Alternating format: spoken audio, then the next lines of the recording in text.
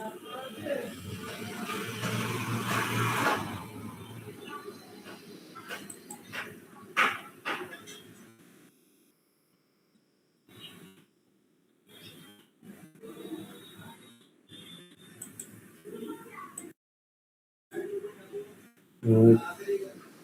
Today, I will discuss in detail on the uh, evaporation part, evaporation and soil uh, water balance. And I will mostly confine on the evaporation and evapotranspiration part. So soil water balance will be taken detail by Professor Surendra Singh after my lecture. So before the start of my lecture, I just want to mention that the uh, the soil moisture, which is very much required for the agriculture purposes, that depends on both. One is that what is the rainfall, what we are just receiving, and also the outgoing evaporation part. So both of the two will ultimately balancing the soil moisture part. So we know detail about the soil rainfall characteristics, and we have prepared so many indexes for the rainfall.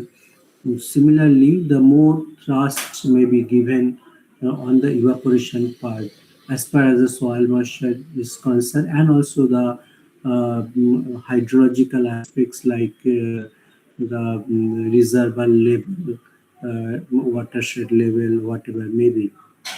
That's why the evapotranspiration from the crop is and also from the soil is a very important component of agrometeorology. Now, if you see this slide, you will see that we have taken 50 years data, and we have seen that how many times the monsoon break is observed during 50 years, 1888 to 2003. And the most striking point is that the monsoon break is very confined to end of July and August. That is corresponding to the transplanting of rice and also the growing of different kharif crops in India. And the breaks means where you will be getting very reduced rainfall. But when you are getting reduced rainfall, the solar radiation will be high, and there will be a lot of evaporation will be there. So, if this will be there, then you will be getting lot area under drought condition. Because though rainfall is not there, but whatever the stored soil moisture or the water in the reservoir, that is still it is there. And so not only drought, it will have also the drinking water problem. So that is why I want to justify that why the evaporation is so important. Now, if you see the this slide, here under the climate change, we will anticipate that the South Asia and also other areas will be more warm. So if temperature will increase, then naturally the evaporation from the soil and from the reservoir will increase. So I mean, in my earlier slide, what I said, this is rainfall uh, deficient time, how evaporation will be continuously be there, and here because of the high temperature, the evaporation will be very, very high. Now, we have seen that what exactly the future of evaporation will be there over India and also in the South Asia.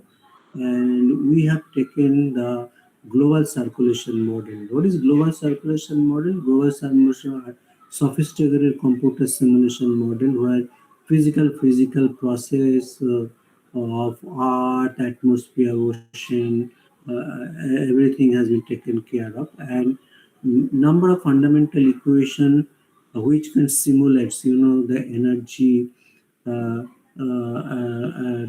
and others component to predict the future kind of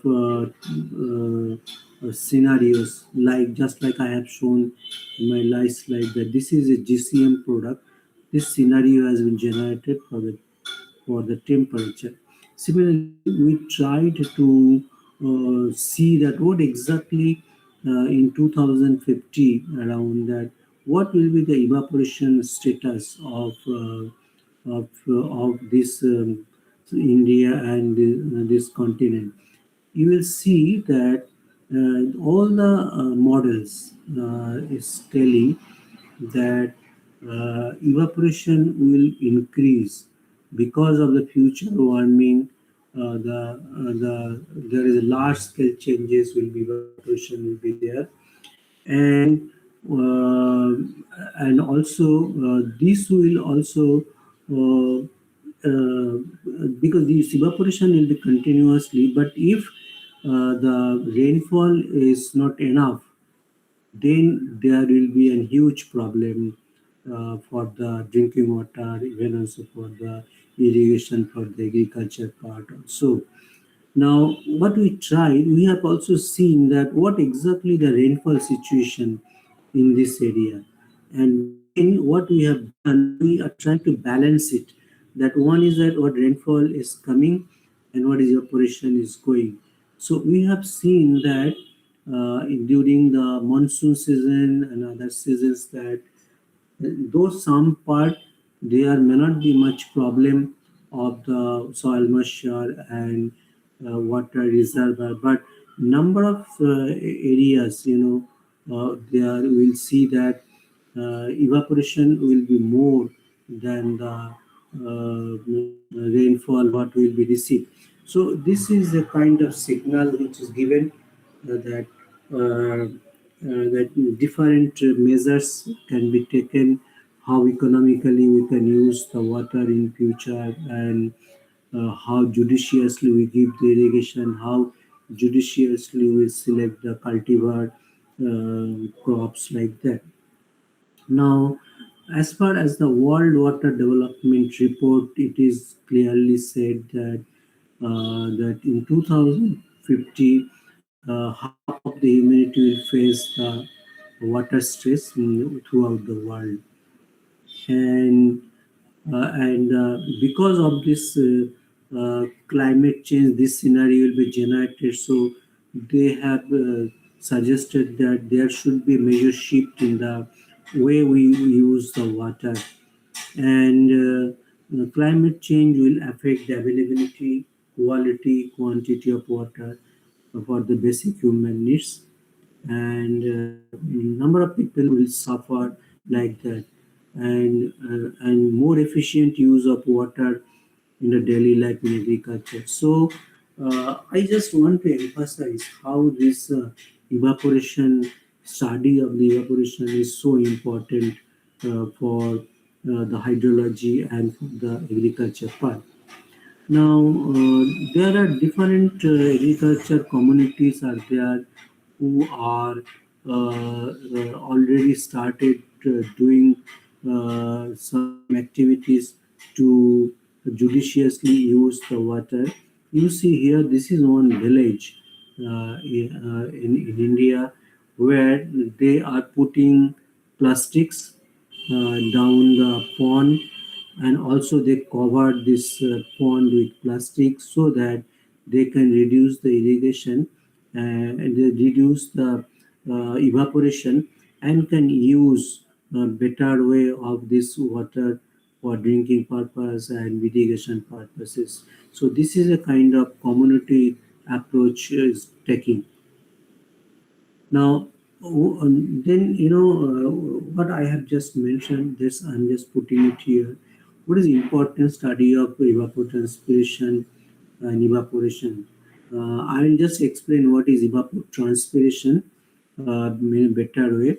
That evaporation is that when the water is evaporate from the water surface from the soil to atmosphere, and the transpiration means it is the that water evaporate from the plant to leaf. So first and foremost is that estimation and management of the present and future water resources, what I have mentioned. Solving many theoretical problems in the field of hydrology and meteorology, then how to plan the irrigation, and also based on this evaporation and also the rainfall, we can understand how much area we can cultivate, and also so that we can use the water systematically, and also we can evaluate the overall efficiency of irrigation in the field, particularly at the critical stage of the crop, and also assess the effect of water supply on both growth and yield of crops. So there's a huge importance of the study of evapotranspiration. Now, what I was mentioning, the terminology that evaporation is a physical process from liquid to solid. It is transferred to gaseous state, and for agriculture, it is a soil and the reservoir. This evaporation, and also the lakes and ocean. It is there. Transpiration is a process of evaporation of water that was from the plant, and evapotranspiration is a combined. Evaporation from the soil, water surface, and transpiration from the leaf. Combined, we are telling that evapotranspiration. Now, whenever we are will read there's more about evaporation, evapotranspiration. There are some definition which we have to keep it in mind, that we just now I mentioned what is evaporation and what is transpiration, and another term is we are using called reference evapotranspiration or called potential evapotranspiration. So this is an hypothetical way of estimating that it is the rate at which water evaporates and transfer from a standardized well-watered short grass surface representing the atmosphere demand for the moisture. One famous scientist, Monteith Penman and Monteith, they have introduced this kind of terminology. First is one is evaporation, one is transpiration, another is evaporation is actual evapotranspiration, another is reference evapotranspiration or potential transpiration. And the relation between the actual evapotranspiration is that if ETC means actual transpiration is equal to Kc means crop coefficient into the reference evapotranspiration. So that is a relation. And this is what I just mentioned, that ET0 we have mentioned is a reference evapotranspiration from the grass surface, and ETC is the actual evapotranspiration from the plant, and they are related like that. So Kc is different for different crops, it will be different. Then in food and agriculture organizations, they have calculated the Kc of the major crops, and they have already published this thing. Anybody can use that Kc value. So if he wants to know that what is referring the evapotranspiration, then he can do the actual calculate the actual evapotranspiration. Or if he knows actual evapotranspiration with the Kc, he can estimate the reference evapotranspiration also. Now, again, I am just to want to emphasize again, that transpiration, evaporation is the ET and how they are related like that, and uh, and what is now, again, I have given, this key aspect of reference evapotranspiration. The definition already I mentioned, and how to calculate. That is Penman-Monteith equation, and also other equations are available. Penman-Monteith is a very um, most of the countries they are using, and the required data varies on which equations you are using. I will show you that in Penman equation what are the parameters are used, and for other like Hargreaves equation what are they. So it depends on the place and the availability of the data. If you have all the parameters, most of the parameters, then you can go the Penman Monty. But if you have only temperature, you can have, or maybe in other, you can other equation also. Now, rate of evaporation, depends on the it, first off is this that is it is independent of the size of the from where it is small reservoir or big reservoir. But when the air is dry, then the humidity is very low. Then it depends the small and big water surface. It varies. Okay, and so if you use the small water reservoir evapotranspiration for big, then you have to establish some relation. Then you can do. In the curve, I'll show you that I'm showing that how this evaporation varies with the relative humidity. So when relative humidity is low, then evaporation will be very high, and when the high humidity will be there, it will be the low. I will also explain in subsequent slides why this is happening. Now, meteorological factors that determine the potential evapotranspiration. So, in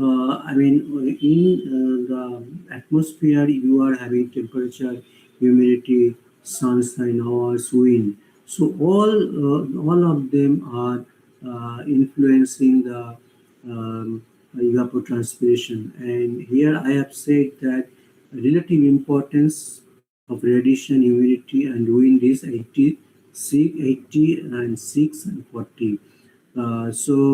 Whenever there will be a vapor pressure deficit from one level to other, then your evaporation will be more and more. I will show very schematically.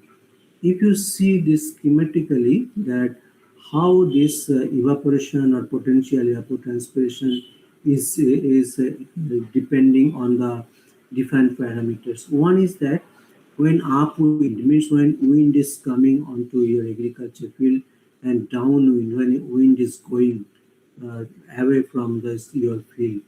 Then advection, one is called horizontal advection, when it is on the, and another is called vertical advection. Then vapor pressure gradient means vapor pressure from two levels, and also the orientation of the field and the wind velocity. So all this ultimately determine the kind of evapotranspiration or evaporation from the agriculture field and water reservoir, and also on the soil. Now, what is the evaporation and transpiration I have mentioned, but in case of evaporation, usually there is no kind of resistance is working. But in case of transpiration, when the water is coming to the lip surface, so when it is transpired, no, lot of resistance concept is used, so that, and whenever a plant has their own kind of mechanism, that if they feel that lot of transpiration is occurred because of the atmospheric parameters, so they close the stomato, so that it's reduce the transpiration. The plant itself is taking that kind of thing, and that the rate of evaporation remains relatively high because of availability of energy stored at night. So night time, that because the energy what is stored, so that is used for the evaporation purpose. But nighttime stomato is closing, so transpiration will be less, but evaporation will be there from the energy stored during the daytime. So this is the kind of difference between evaporation and transpiration. And sometimes, transpiration is called a necessary evil. In fact, the transpiration is not directly, useful for the plant growth development, except that it is used for the translocation of the water nutrients from the root to the leaf surface. However, the plant growth is reduced or stopped when plants are go under high humidity, and transpiration is completely stopped. So that is a it is a evil, but is a necessary evil. Means if it feels that there is a huge vapor pressure deficit or humidity is very low, there a lot of transpiration automatically done, but that time they close the stomato, and so transpiration is not directly the plant good, but that is why it is called necessary evil. So, how more transpiration is there? Transpiration prevents excessive high temperature. Means if solar radiation is more and temperature is more, then during daytime more transpiration is there so that it can cool down the temperature. So some cooling effect is there. And when transpiration exceeds water absorption, means suppose you have irrigate not sufficient irrigation, but because of the solar radiation temperature transpiration moves, then the water balance become very negative, and plant will be affected. So that is why I mentioned that under such condition, plants have several means of avoiding to extend the root system, increase their suction process to take up more harmful water. That means the water which is not readily available to plant. So plant has own mechanism to suck the unavailable water into available water, so that they can sustain growth and survive the plant. Plants may reduce transpiration through shedding of leaves. They have their own mechanism. Sometimes the architecture they make in such a way that they can shed the leaves in such a way so that they can reduce the transpiration under the high temperature or more solar radiation. So this is called midday depression and midday water deficit. So during the midday high radiation and low humidity, even the plants growing in soil nearly field capacity may be subject to severe water stress because of more evaporation from the soil also. So this phenomena is known midday depression. Okay, because of the adverse effect midday water deficit. So if this is happening, then we are giving the advisories that you have to sprinkle. Heavy sprinkle should be there on the crop so that they should not suffer any kind of moisture stress. So use of evapotranspiration agriculture, I have already mentioned that this evapotranspiration data is increasingly used for scheduling of irrigation, and this is also used for basis of evaluating the overall efficiency of irrigation in the field. Then it is also used for developing the agroclimatic index, which assess the water supply, both yield and growth and yield of the crops. So many theoretical problems they are used. So factors affecting transpiration. I have already mentioned what are the schematically, what are the atmospheric factors that influence the evaporation. Now I'm coming transpiration, light intensity, stomata structure, humidity, temperature, wind, root shoot ratio, availability to water to plant, leaf characteristics. So all regulate, the transpiration from the leaf. So advection and evapotranspiration. Advection means there are two way of advection. Is the one is the horizontal advection, one is the vertical advection. Vertical advection it is coming from the up to the lower. So advection is a serious problem in arid and semi-arid climates, and during the advection, exchange of energy, moisture is in horizontally or also in vertically. If the upwind area of upwind of irrigated field hot and dry, then sensible heat will transfer to the irrigated field, and evaporation will be increased a lot because there is a huge difference of the energy between the upwind which is coming on the agriculture field and whatever the features of the agriculture field. If difference is more, then the once the upwind is approaching and coming, then huge evapotranspiration. That time, more irrigation is advised. On the other hand, if advected air is colder, then the vegetation the evaporation rate will be relatively low. That means that at that time not much prevention is required for the on the crops. This is called one is called cloth lines effect and one is oasis effect. This is kind of upwind advection and vertical advection. There, this kind of phenomena is happening, particularly in the arid and semi-arid region.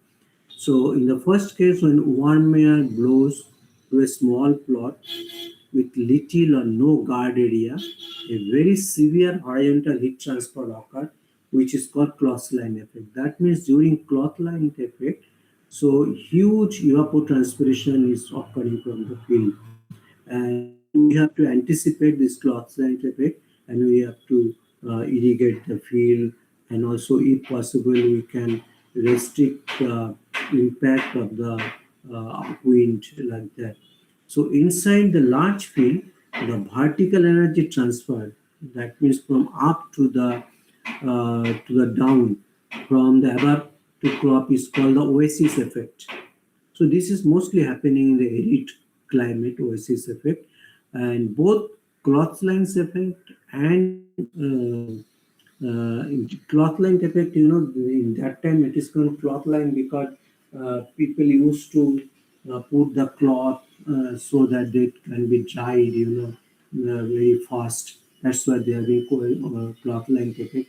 And oasis effect means when the vertical transfer of the energy is coming, then it is looks like an oasis as we see in the desert like that. So in both the cases, this when it is strong, we are cultivating the crops. We have to take that appropriate measures. So evaporation from the bare soil, under summer condition, evaporation from bare soil at the same rate as the evaporation from the free water. That means reservoir or like that. Until a deficit soil moisture is there. So that if there is no deficit, the from the water reservoir and soil is almost equal. But if you keep the soil wet, then the evaporation will be more in the from the soil, bare soil, than that evaporating surfaces. So these are all observation, and it has all the scientific ground is there. Now we are coming to the measurement and estimation of evapotranspiration. You see here, if you go to any observatories of India or meteorological department, you will see that in one place, one class A pan evaporimeter is there. So continuously, the water is evaporated from that, and 24 hours period, just like rainfall, we are measuring that how much water is evaporated.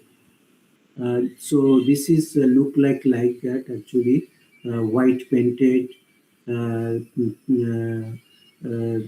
This is just a circular pan and white painted, and wooden stand is there, and thermometer is also there. And so this is the how pan is working. Okay. So we are getting the EP data, and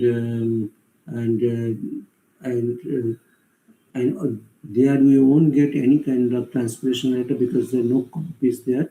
There only the pan is there where you are getting the evaporation from the pan. And another called where we are getting the actual evapotranspiration, that instrument is called lysimeter. So we are having two kinds of lysimeter. One is called gravimetric lysimeter, and one is called volumetric lysimeter. So by this, water level, difference in the water level or weight of the difference in the weight of the water consumed by the plant. From that, we can understand how much evapotranspiration is occur. If you see, this is the instrument we are using in the crop field. Though it is also a very good advantages there, but there are some limitations are there because it is putting into the agriculture field, and where you used to go there every day and record the data. But nevertheless, this is giving the actual evapotranspiration. And another is called atmometer, very widely used in different countries, where it is a consist of wet porous ceramic cup mounted on top cylindrical water reservoir, and the reservoir is filled with distilled water that evaporates out of ceramic cup and is pulled through suction. So from this is also you can get how much evaporation is occurring, and this is not very costly. And now this reference evapotranspiration or potential evapotranspiration, as I mentioned, in different empirical formula we can measure. This is the thing which is the Thornton model. I will share my presentation with all of you. You can see that under which method what data is used, and if required in your future work, you can do by any of the equation. So this is a Papadakis equation, Hanno-Mackey method, and Jensen modified Blaney-Criddle-Clark method. But most common method is the Penman-Monteith, and here this reference evapotranspiration is calculated from this data. There is net radiation, soil heat flux, mean daily air temperature, wind at 2 level, vapor pressure at 2 level, slope of the vapor pressure and psychrometric constant. So if you have all the data, so you can around 5 data is required, so you can estimate. So this is also called the combination. Another is called the combination method, Penman 1948. So here also you can see the number of parameters is used, and so you can use this method also. So another is called the resistance approach for PET estimation. This is slightly different from earlier we have mentioned here. Different kinds of resistance that has been experienced, by the plant, by the other entities like atmospheric diffusive resistance. So all these things are taken care of in the resistance method through the PET estimation. And also, it has been said that the Eastern approach has brought about higher needs of agriculture crops compared to top grass or higher water needs, aerodynamically rough or taller crops. Okay, so this is another approach of PET estimation. So I have already mentioned about that potential evapotranspiration combination method. And, more information has been given here. Then I have also mentioned that advantage and limitation of measurement of evaporation and evapotranspiration. The major limitation of the empirical point is that they hold good for restricted locality. Suppose if you have five equation, five method, so maybe one of the method is working, but that method may not be working in other place, so it is limited to the particular locality. You have to see that which will be the thing. And the measurement of evaporation, evapotranspiration, the empirical has a great appeal because majority formula are simple and used commonly. This is the advantage. This is not very complicated. You can use in few of the parameters immediately. You can do. And sometime we have seen that this actually the empirical this equation we are using, but they sometimes overestimate or underestimate that evaporation, actual evapotranspiration and evaporation from the field. So, so it has also advantage and it has also the limitation. Then I have already mentioned that climatological estimation, because all the data I have showed, that is the climatological data, and that is used for ET0, EP, and from ET, EP, we can make some kind of index, and that also you can, and it is possible now in South Asia to compute these climatological values with the use of the climatic values or the reference evapotranspiration, because this is a very important component, as I mentioned at the beginning, that we should know that what is the evapotranspiration as today and what will be in the future also. Then relative evapotranspiration, I have already mentioned earlier that actual EP by the by the reference city, the ratio is called the Kc, or maybe the relative evapotranspiration. Now, how this relative evapotranspiration is moving from germination to harvest? If you see that uh, it is fluctuating, but when the plant is covering the full field, means ground cover shading is, then that is not much difference, though the difference are there on the crop to crop, but this is the way it is marching from the germination to harvest. So, uh, and also we have tried that how the reference evapotranspiration, okay, can be universalized, but so many places we can do with from one place. So if you can get from the one place, then you can do some kind of extrapolation, some or based on the location. So you need not to do the full calculation, but you can extrapolate it. Then you can do the reference evapotranspiration from other places also. And for what are the data you need uh, for estimating the RET? Um, So analysis of data on temporal march RET bring out the following features of crop, soil, water, irrigation scheduling. So crop, you that physiology, then morphology, soil ease and quantum availability of root zone, ease of availability of root zone, evapotranspiration, irrigation scheduling. So from RET data, you can get some kind of idea on crop, soil, weather, and the what are the data requirement for biometric irrigation scheduling, because if you do irrigation scheduling based on that evaporation potential evaporation data, so that you can do, but this differs from the initial, from sowing to harvesting, and sometimes it is very at the low, sometimes it is at the peak stage. Okay. So I have showed some equation that how you can schedule your irrigation based on evapotranspiration data, and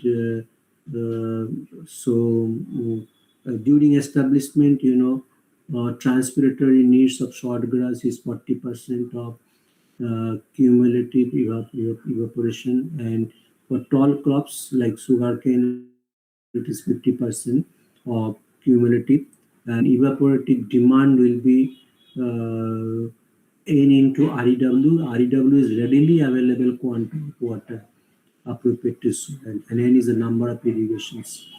So you can schedule, based on evaporative demand, and that number of how much number of irrigation you can give if it is a readily available quantum water based on the soil type. Even total water needs you can get, transpirated need and evaporative demand. Peak water consumption also you can get by from EP and ET by EP ratio, and also for maturity, you also get from EP and average of peak of ETAP and ETAP at the end of maturity, and also you can get in irrigation interval water need per crop available moisture. So as per the irrigation is concerned, exclusively one can use this evapotranspiration data and the corresponding indexes, so that he can know from the beginning to the end how much irrigation at what time he is supposed to give. I'm just showing one example to here based on the above calculation, that apply X mm of water as pre-sowing irrigation, followed by Y mm of water at jet day interval, with last irrigation A millimeter water when cumulative EP reaches to B millimeter. So if you have that all the value, so from the beginning itself you can schedule the irrigation for any crop, and this is very useful. Number of countries they are using. So what I want to mean that at the end of this lecture, then evaporation, evapotranspiration is equally important, just like rainfall, and we should have a clear idea of evapotranspiration, potential evapotranspiration from bare field and also crop field, and also with the rainfall, soil moisture, and with the estimation of EP and EP, you can schedule your irrigation, and also you can do some kind of measures, just like I was mentioning about the cross lines effect and oasis effect in the rainy dense area. And whenever you have seen that there's a lot of radiation, humidity is less, you can sprinkle this thing. So if you are recording that evaporation data from the observatory, and you are estimating every day, and then you have that clear picture that you can do something that the standing crop will not face any water stress, so that it can grow without any problem. So I'll share my presentation, read very carefully and try to use whenever you do some research work or maybe some application work in your areas. So with these things, so I'm stopping it here.